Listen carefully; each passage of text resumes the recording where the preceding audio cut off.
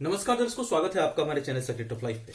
आज की वीडियो गुरु का 20 नवंबर 2020 को मकर राशि में जो प्रवेश होने जा रहा है, इसका कर्क, सिंह और कन्या राशि पर क्या प्रभाव पड़ेगा। देखिए, तीनों राशि वाली वीडियो को अपने अपने राशि के लिए देखिए। उससे पहले जो स्टार्टिंग में बता रहा हूं उसको समझिएगा। तीनों राशि वाले वीडियो आगे मत बढ़ाइएगा भी। देखिए, शनि और गुरु का जो ये गोचर मकर राशि में हो रहा है, इसका कॉम्बिनेशन शनि के साथ होगा।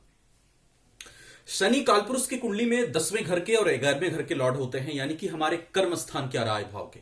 कर्म स्थान के लॉर्ड कालपुरुष की कुंडली में शनि बनते हैं 10th हाउस में, और गुरु 9वें भाव के लॉर्ड बनते हैं 9th हाउस के, तो भाग्य भाव के। तो भाग्य और कर्म का कॉम्बिनेशन समझिएगा इस चीज को। कालपुरुष की कुंडली में गुरु जो हुए 9th हाउस के लॉर्ड होकर के भाग्य भाव को, और शनि 10th हाउस के लॉर्ड होकर के कर्म भाव को प्रेजेंट करते हैं। तो कर्म और भाग्य का ये जो कॉम्बिनेशन है, ये बहुत ही अच्छा कॉम्बिनेशन होता है। वैसे भी शनि जो प्रेजेंट करते हैं, कर्तव्य को दिखाते हैं, शक्ति को दिखाते हैं, न्याय को दिखाते हैं, वैराग्य को दिखाते हैं। इन चीजों को शनि प्रेजेंट करते हैं, न्यायाधीश होते हैं। गुरु जो होते हैं, गुरु भी एक प्रकार से न्यायाधीश होता है। गुरु ज्ञान के कारक, धर्म के कारक, चरित्र के कारक, सद्ज्ञान के कारक, सद्बुद्धि के कारक, धार्मिक स्थलों के कारक, संतान सुख के कारक, वैवाहिक सुख के कारक। इन दोनों का कॉम्बिनेशन देखिए, धर्म और ज्ञान, और उधर सत्य और कर्तव्य। इसके कॉम्बिनेशन को अगर ध्यान से देखें तो आपको बहुत ही अच्छा समन्वय दोनों के विचारधारा में, दोनों ग्रह की जो मूल स्थिति है, जो मूल इनका गुण कहें, उसमें समानताएं बहुत हैं। क्योंकि गुरु अगर ज्ञान है तो जो ज्ञानी होगा, शनि कर्तव्य है, कर्तव्य को वो समझेगा। जो कर्तव्य को समझता है वो निश्चित रूप से ज्ञानी होगा। क्योंकि अगर जिसमें सद्ज्ञान ना हो, विवेक ना हो, वो कर्तव्य को समझने की स्थिति में भी नहीं होगा। उधर न्याय है तो इधर धर्म है। अब जहां धर्म है वहां न्याय होगा, और अगर न्याय हो रहा है तो धर्म की जय हो रही है। तो ये जो दो ग्रह हैं, इनका आपस में तालमेल बेहतर है, इसलिए इनमें संभाव है। हां, कुछ चीजों में डिसएग्री कर सकते हैं, पर ज्यादातर स्थिति में इन दोनों की जो स्थिति है, कॉम्बिनेशन है साथ में, वो ज्यादातर लोगों के लिए अच्छा है। क्योंकि कर्म का और जो है भाग्य का समन्वय बन रहा है, कर्तव्य का और ज्ञान का समन्वय बन रहा है, धर्म का और न्याय का समन्वय बन रहा है। तो यह स्थिति बुरी नहीं है। यह स्थिति इंसान को धार्मिक बनाएगी और ज्यादा धर्म के चीजों में ले जाएगी, ज्यादा सत्य और ज्ञान को समझने की शक्ति देगी ज्यादा। स्पेशली शनि और गुरु जहां पर प्रधान ग्रह बन रहे हैं, जिन कुंडलियों में लग्नेश बन रहे हैं, भाग्येश बन रहे हैं, वहां पर स्थिति और ज्यादा बेहतर होगी। तो कुल मिलाकर ये कॉम्बिनेशन जो है वो बहुत ही अच्छा कॉम्बिनेशन है। इस कॉम्बिनेशन पर अगर मैं बात करूं तो बहुत ज्यादा समय लगेगा इसको एक्सप्लेन करने में, तो मैं बहुत डीप में नहीं जाऊंगा। लेकिन इतना आपसे कहूंगा कि ये दो कॉम्बिनेशन, ये दो ग्रहों का कॉम्बिनेशन अच्छे अच्छे ज्योतिष शास्त्रियों, अच्छे अच्छे जो है तंत्र मंत्र के, या फिर कहें कि स्पिरिचुअलिटी के जो रिसर्चर होते हैं, अच्छे अच्छे लोगों की कुंडली में शनि और गुरु का कॉम्बिनेशन होता है। अब यहां पर ये भी कुछ लोग कहेंगे कि गुरु बहुत शुभ ग्रह हैं और शनि पाप ग्रह हैं। देखिए, शनि पाप ग्रह क्यों कहे जाते हैं? शनि की दृष्टि पाप कही जाती है, वक्र दृष्टि कही जाती है, लेकिन शनि भी कहीं ना कहीं अंतिम परिणति शुभता का ही लेते हैं। क्योंकि इनकी दृष्टि ईगो को खत्म करती है। इनकी दृष्टि कष्टों के माध्यम से, संघर्ष के माध्यम से हमारे ज्ञान में वृद्धि करती है, हमें सत्य पर चलने की शक्ति देती है। तो कहीं ना कहीं शनि की परिणति, शनि का लक्ष्य भी शुभ होता है। इसलिए मैं कहूंगा कि जिसका लक्ष्य शुभ हो, हां, उनका तरीका क्रूर होता है। इसमें कहीं कोई दो मत नहीं है कि जब शनि पनिशमेंट देते हैं तो वो क्रूअल टीचर हैं। वो आपको किसी भी लेवल पर पनिश करते हैं, क्योंकि वो आपको किसी भी लेवल तक सुधारना चाहते हैं। उनमें एक जिद है कि हम अहंकार को बर्दाश्त नहीं करेंगे, हम तुम्हारे बुरी भावनाओं को बर्दाश्त नहीं करेंगे, उसका समन कर ही देंगे।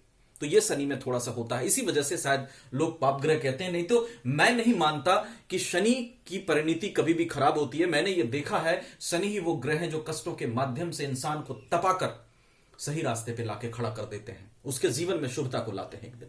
तो यहां पे ये जो कॉम्बिनेशन बेहतर है। अब इसका जो है क्या इफेक्ट पड़ेगा, चर्चा कर लेते हैं। इस पर ध्यान से देखिएगा। देखिए, अगर आपकी राशि सिंह है तो यहां पर क्या फायदे आपको मिलने वाले हैं। यहां पर बैठे गुरु, कुछ सावधानियां भी आप रखिएगा। गुरु की दृष्टि जाएगी 5th हाउस पे, आपके नौकरी के लिए अच्छा है, प्रमोशंस के लिए अच्छा है, कर्म के लिए अच्छा है। आप नए काम को शुरू कर सकते हैं, आपको नौकरी में प्रमोशन बन सकता है, वर्क कार्य क्षेत्र में आपका रुतबा बढ़ सकता है। ये सब अच्छे रिजल्ट्स आपको मिलेंगे। उसके साथ साथ शत्रु यहां से गुरु 6th हाउस में होंगे, विपरीत राजियों की कंडीशन में होंगे, 8th का लॉर्ड होकर यहां बैठेंगे और नीच भंग में भी बैठेंगे, तो यहां से भी स्थिति अच्छी देंगे। शत्रु को गुरु पराजित करेंगे, लोन आपको मिल सकती है अगर परेशानियां आ रही है। उसके साथ साथ फॉरेन से संबंधित कोई काम अटका है, फॉरेन से अगर आप बिजनेस व्यापार करते हैं तो उसमें आपको अच्छी मिलेगी रिजल्ट, अच्छा रिजल्ट मिलेगा, क्योंकि 12th हाउस पर दृष्टि जा रही है गुरु की। और अचानक धन लाभ की भी स्थिति बनेगी, क्योंकि 8th के लॉर्ड होकर के यहां देख रहे हैं, फिर धन स्थान को देख रहे हैं, तो धन से संबंधित फायदा भी आपको मिल सकता है। हां, खर्च में भी थोड़ी वृद्धि गुरु करा सकते हैं, लेकिन अचानक धन लाभ के भी योग बनेंगे, फॉरेन से बेनिफिट के भी योग बनेंगे। उसके साथ साथ थोड़ा सा आप खाने सावधानियां जो रखिएगा, स्वास्थ्य का ध्यान रखिएगा, आलस्य बिल्कुल नहीं करिएगा, एक अच्छा रूटीन बना करके चलिएगा, और सबसे अधिक खान पान सिंपल रखिएगा, क्योंकि 6th का गुरु लीवर में थोड़ा सा आपको परेशानी दे सकता है, या आपको इंडाइजेशन की प्रॉब्लम थोड़ी दे सकता है। तो सिंपल खाना रहे और आलस्य ना रहे, ये सब चीजों का ध्यान रखिएगा, जिससे आप बेहतर रिजल्ट इस कॉम्बिनेशन से उठा सकें। सिंह के बाद देखिए जो कन्या राशि है, कन्या राशि की बात कर लूं तो कन्या राशि को भाग्य का बेहतर साथ मिलेगा। कन्या राशि में 4th हाउस और 7th हाउस के लॉर्ड गुरु बनते हैं, 4th हाउस 7th हाउस के लॉर्ड बनकर के 5th हाउस में बैठेंगे। भाग्य का बेहतर साथ मिलेगा, धर्म कर्म में आपकी रुचि बढ़ेगी, संतान सुख में वृद्धि होगी, आय के विभिन्न स्रोत गुरु आपको दे सकते हैं, आय में वृद्धि गुरु कराएंगे।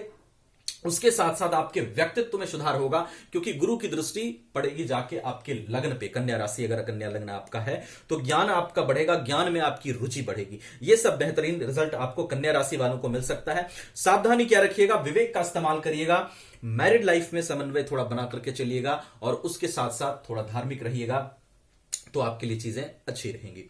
कर्क राशि देखिए, कर्क राशि में भी गुरु की दृष्टि जो है आय भाव पर जाएगी, तो आय में वृद्धि।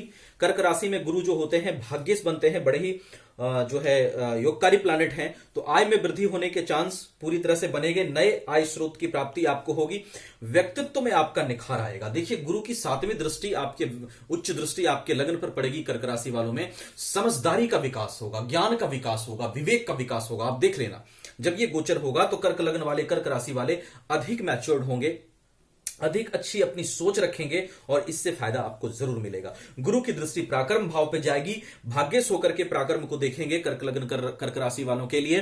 तो भाग्य जो है आप अपने पराक्रम से बेहतर करने की कोशिश करेंगे, आपका पराक्रम भी अच्छा होगा, क्योंकि योग कारक होकर के गुरु देख रहे हैं, और गुरु की दृष्टि में अमृत है, ये हम सभी जानते हैं। तो इसलिए कर्क लग्न और कर्क राशि वालों के लिए भी स्थिति मुझे बहुत ही अच्छी दिखाई दे रही है।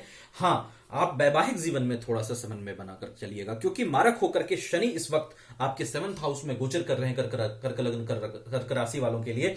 तो वैवाहिक जीवन में आप समन्वय बना करके चलें, अति ज्यादा कॉन्फिडेंस से आप बचें, अहंकार से, ईगो से भी आपको थोड़ा बचना होगा, क्योंकि गुरु की उच्च दृष्टि लग्न पर जा रही है, तो थोड़ा सा डोमिनेशन का भाव आ सकता है। वैसे तो गुरु की दृष्टि में शुद्धता है, लेकिन डोमिनेशन का भाव थोड़ा सा आ सकता है, तो इन चीजों से आप बचना, आपके लिए स्थिति सही रहेगी।